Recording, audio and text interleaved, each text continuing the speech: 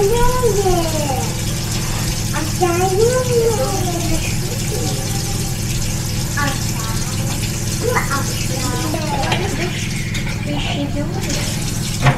fishy is swimming. Hi everyone, welcome back po sa amin. A fishy doing. A fishy doing. A fishy doing. 9:35 AM. A fishy doing. Nakagising pa lang namin. Si Zelda doon sa kanyang crib. Zayda, what are you doing? Si Zayda gusto niyan lagi nakaupo dyan. Tinitingnan niya yung mga fish.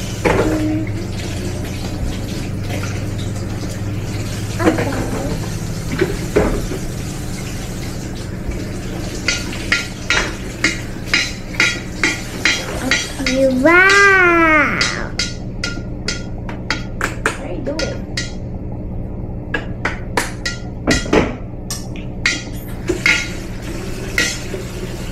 Now,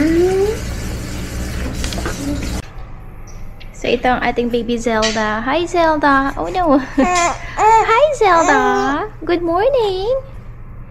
Good morning! Good morning baby! Here's the elephant! So iniiwan ko lang dito si Zelda sa pagkagising namin kasi nga kailangan meron akong mga matapos na gawain. And okay lang naman sa kanya, hindi naman siya umiiyak. Tapos maya-maya babalik yan sa tulog. Hi Zelda! Good morning! Good morning baby! Good morning! Hindi pa kami gumagamit nung heater namin na ginagamitan ng propane. Ito muna mga space heater kasi hindi pa naman siya ganun talaga kalamig. Pero palamig na. Pero ano pa, carry pa siya ng mga space heater. Ayan, yung isa naming space heater and then this one. Yan lang yung ginagamit namin and okay na. 10:59 AM guys. 10:59 AM na guys. Ano ba yan? Mali-mali. Napaliguan ko na to si Zayda. Ito si Zelda. Habang pinapaliguan ko si Zayda, natutulog siya dyan. Kaso naman itong batang ito ginising after ko siya bihisan. Supposedly magte-take na ako ng shower.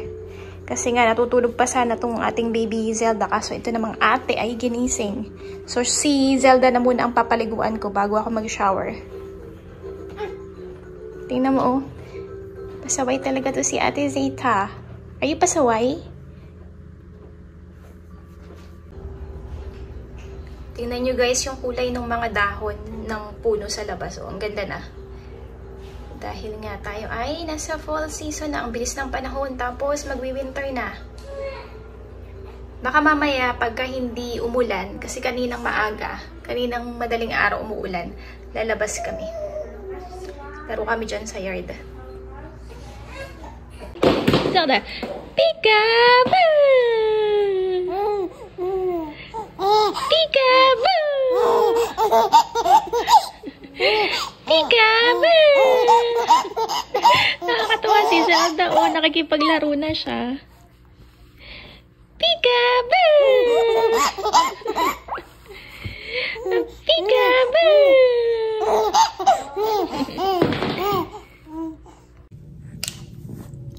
So, ayan guys, napaliguan ko na si Zelda. Medyo wala siya sa mood. Mukhang antok na naman agad.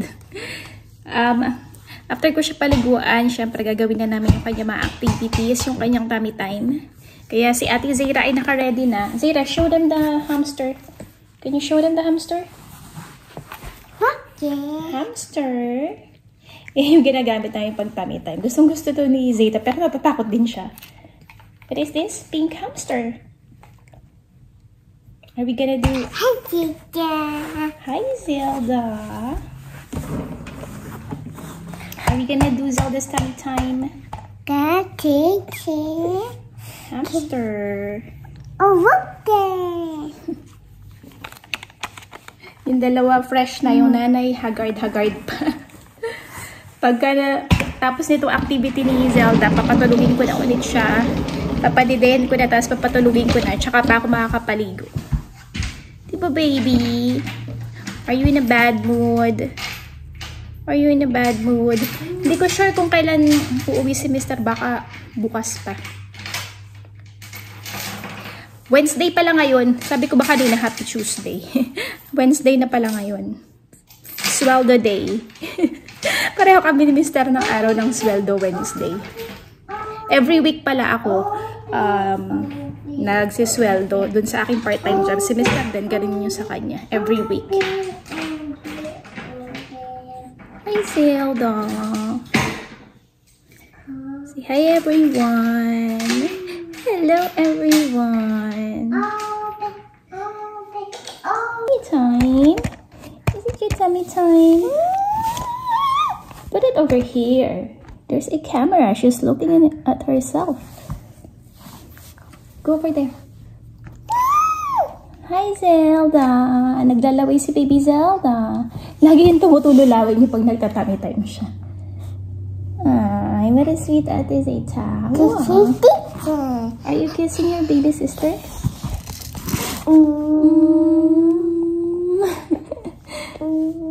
That's enough na, baby. Your hair. Wow, Ate Zeta is so sweet. Hi, Zelda. Can you sing to Zelda, please? Sing A, B, C. You want Mama to turn this on? Hi, Zelda. Hi, Teacher. Hi, Teacher. Hello, Zelda. Are you gonna read books? You read books for your baby sister. Dali, read books na. You want Mama to read books? Oh no! Oh, no. Is that Zelda? Here. I've loved you since forever. Okay. Turn the page. Let's turn this off. Gustong-gusto to ni Zeta na nag-book reading kami habang nagtatami time ito si Zelda. I've loved you since forever. I've loved you since forever. Before birds flew over rainbows and monkeys wings on trees, there was you and there was me. Turn the page. Before the sun rose in the sky, A bunny. bunny, yes. Those are bunnies. And honey came from bees. There was you and there was me. What is this? Owl. Owl. Tuwang-tuwa ako pag-pronounce dito ni Zeta ng owl. Di ba sa atin pag sa Pilipinas, owl? Sa kanya, owl. Pero mas tama yata yung owl, no? I've loved you since forever. Before the moon lit up the night.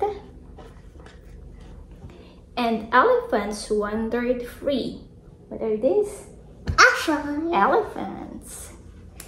There was you and there was me.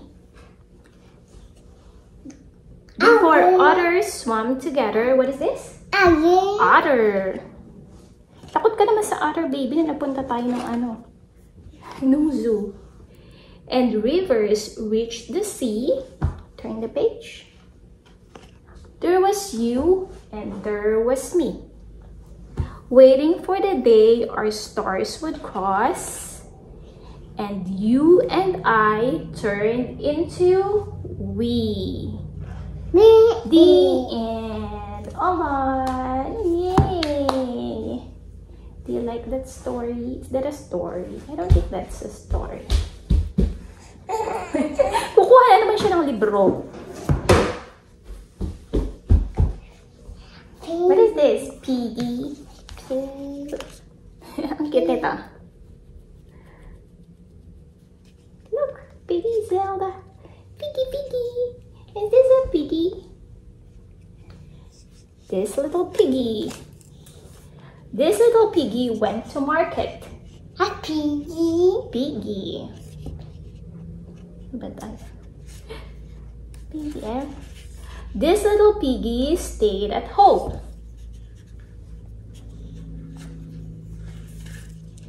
This little piggy had roast beef.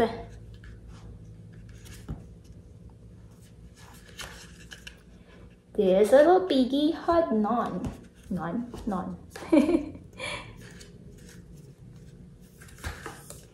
And this little piggy cried, wee, wee, wee. And ran all the way home. All done. Oh, that's enough now. Let's gonna read stories again later. Hi, Zelda. Diba, ang tagal na niyang mag-tummy time. Hindi na siya naiyak ng mabilisan. Ayan, nag-iyak na siya. Look at this. Look at this.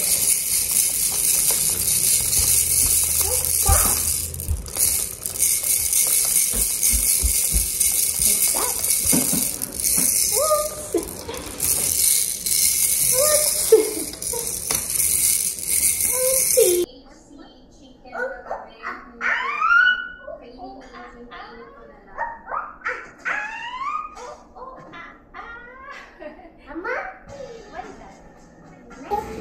Ayan ang baby Zelda natin. Oh. Inaantok na. Nakakatulog na. Nagising.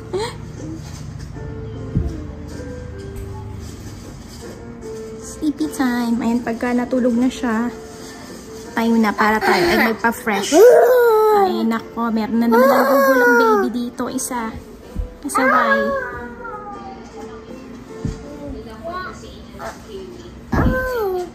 Oh no! Maybe Zelda's going to sleep. You should be quiet. So, ayan guys, tulog na. Bababa ko na to sa kanyang swing maya-maya. Ay, naku, nagising. Ito naman kasi si Zeta. Ayan, tingnan nyo naman ginagawa ng baby na to.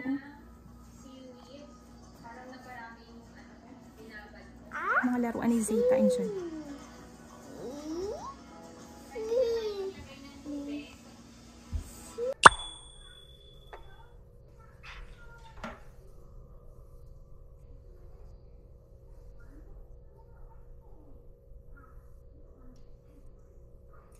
So, ayan guys, tapos na akong maligo. Mabilis ang ligo lang talaga. Lang ako talaga, nakakapag-ligo ng maayos pagka andito si Mister. Ayan, tinali ko na yung buko, pero hindi pa ako nag-skincare. Habang nag-skincare ako, kwentuhan tayo. Alam nyo ba? So, almost 2 years ko dito sa USA. Very transparent naman talaga ako dito sa aking vlog, sinasabi ko pagka nalulungkot ako, sinasabi ko pagka masaya ako, ganyan. So, meron ako mga na-realize. Actually, recently lang, naisip ko, there's this one and only reason why I hate living in the United States. Here in the United States. But don't get me wrong, I am very happy and grateful na andito ako. Ngayon, kasi kung tutuusin, di ba, ang dami-daming mga Filipino ngayon ang nasa Pilipinas na pinangarap talaga pumunta dito. Ginagawa ang lahat para makarating dito sa USA. And syempre, 'di ba? Super grateful ako na andito ako. Alam mo 'yon, yung gusto nila dito for greener pasture. Although different sa case ko dahil andito ako not for greener pasture, it's because andito yung aking mister and gusto ko buo yung aming pamilya and napakabuting asawa nung asawa ko, maayos yung family ko dito. The only reason why I hate living here in the United States, it's because of its location. Oh, no. Yung distance niya from the Philippines. Napakalayo, di ba? Nung pumunta kami dito ni Zeta, direct flight yon from Manila to JFK. New York pa yan ha, plus ano pa yung biyahe papapunta rito sa Connecticut na 3 hours. It's 16 hours. So, sobrang layo niya. And direct flight pa yon. What if kung ano pa siya, kung meron pang mga layover. Oh, And napakahirap umuwi ng Pilipinas, lalo na sa situation ko. Kasi di ba meron akong newborn, well, infant, and then a toddler. Plus, dun sa trabaho ni Mr., hindi ganun kadaling mag-file ng leave or bigyan sila ng leave na mahaba. Siyempre kasi pag uuwi ka ng Pilipinas, dapat minimum na yung 2 weeks para masulit mo naman yung pamasahe. Diba? Bukod sa mahal na pamasahe, ang layo-layo niya. Kaya minsan naiingit ako dun sa mga immigrants na kunwari nasa South Korea, Singapore, Australia, yung medyo malapit lang sa Philippines and hindi ganun kamahal yung pamasahe. Siyempre, di ba, namimiss natin yung family natin sa Philippines. Although, hindi to nag-a-apply sa lahat ng immigrant dito sa US kasi yung iba, di ba, andito na din yung buong family nila. Unlike nung katulad sa akin, yung aking mga parents, yung kapatid ko, andun pa rin sila sa Philippines. Ayun yung one and only reason kung bakit hate ko tumira dito sa US. Yun lang naman. Other than that, masaya ako dito. And siguro pag naiisip ko itong isang bagay na to, nagiging emotional talaga ako. Kasi diba yung ating family sa Pilipinas, lalo na yung mga magulang natin, tumatanda sila. And hindi natin sila nakakasama kasi andito tayo sa ibang bansa. Well, sa akin, hindi ko alam sa iba sa inyo, no? Siyempre, yung mga magulang ko tumatanda na dahil ako ay 39 years old na. Yung mga parents ko, well, hindi pa naman sila ganun katanda. Yung nanay ko kaka-60 niya pa lang, and then yung tatay ko is 63. Pero mga senior citizen na sila. Yung kinakatakot ko, pag uuwi ako ng Pilipinas, supposedly pag uuwi ka ng Pilipinas at magbabakasyon ka doon, dapat di ba masaya ka? Yung kinakatakot ko is yung uuwi ako with a heavy heart. Alam niyo na yung ibig kong sabihin na merong may sakit sa family mo o merong sa katandaan, wala na.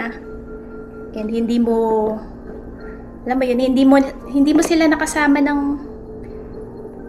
matagal. Kasi nga, andito ka sa ibang bansa. Yun yung talaga nagiging emotional ako pagka naiisip ko yung mga ganong bagay. And whether we like it or not, mangyayari at mangyayari talaga. Yung isa lang talaga ang pinagdadasal ko is, wag muna ngayon yung dadating yung araw na yun. Wag muna kasi hindi pa ready yung puso ko. Pero kagaya nga ng sinabi ko, sobrang laking pasasalamat ko na yung asawa ko is very supportive. Alam nyo ba, dahil nakikita niya na may mga times na nalulungkot ako at namimiss ko nga yung pamilya ko sa Pilipinas, tinanong niya ako na pag-usapan namin, na actually kinukonsider namin na kaming tatlo, yung 2 kids and ako is sa Philippines na lang. And then si Mr. dito siya 6 months, and then 6 months sa Philippines. Pero sinabi ko sa kanya, hindi magandang setup yun kasi nga, di ba long distance relationship na naman, siya naman yung hindi namin makakasama and then malulungkot din naman ako. Although mas magiging madali yun para sa akin, kumbaga magbubuhay dalaga na naman tayo. Siguro pag mag-vlog ako, adala ako sa Pilipinas, lagi ako nakapustura kasi marami akong katulong mag-alaga sa mga kids. Pero hindi naman kasi yun yung goal ko na sa buhay ko. Gusto ko is magkaroon ng sariling family. Lagi ko naman minimension yun dito sa aking video. And ayun, kaya andito ako ngayon sa US. So kung ang goal ko lang is magpaganda at padaliin yung buhay ko, di ba? Bakit pa ako nagpunta dito?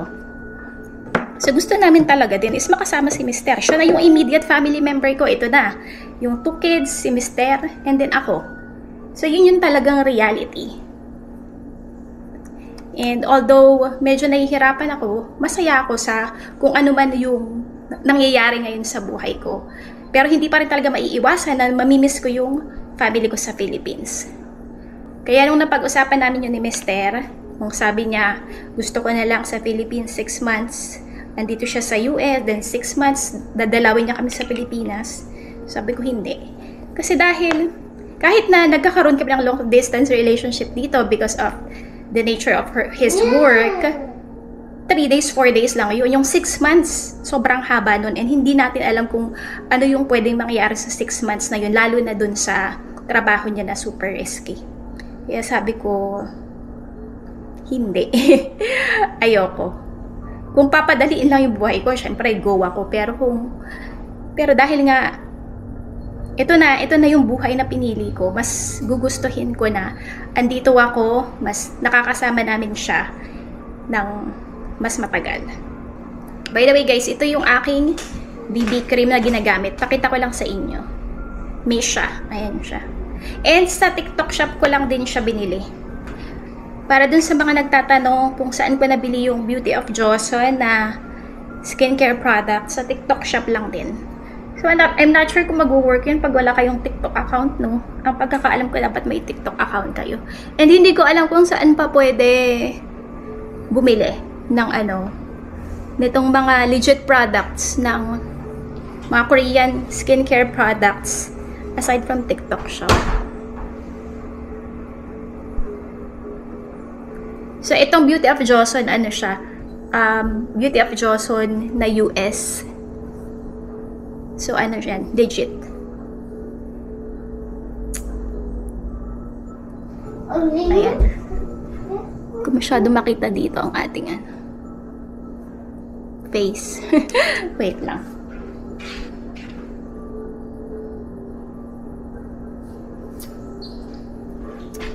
Ayan, and then tayo ay mag lip balm. Hindi ko alam kung makakalabas kami mamaya para maglaro dyan sa yard kasi makulimlim na naman. Kanina umaaraw na. Parang gusto ko mag pink lipstick.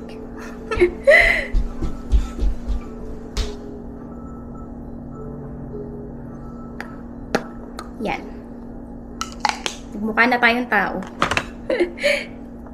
Kanina, grabe haggard-haggardan. Zira, si Zelda natutulog pa rin siya. Ano bang oras na? Pinapatungan ko rin siya nito para yung pagka super pink. Dito para hindi siya ganun ka-bright.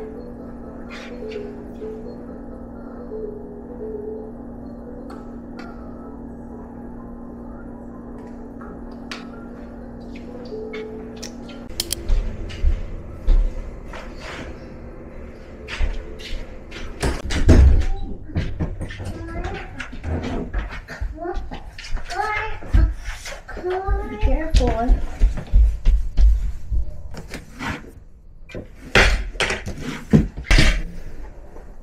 No.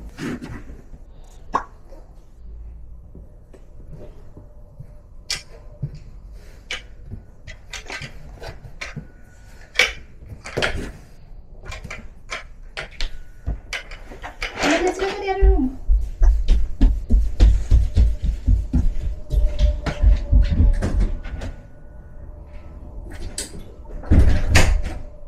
Iwan.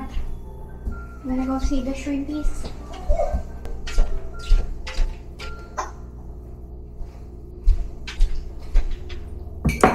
Kain na kami guys ni Zira.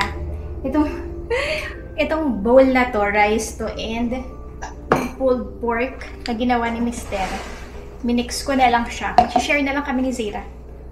Kasi sinusubuan ko lang naman siya. And then ito, apple juice. Sarap nito. Pero si Zira ayaw niya.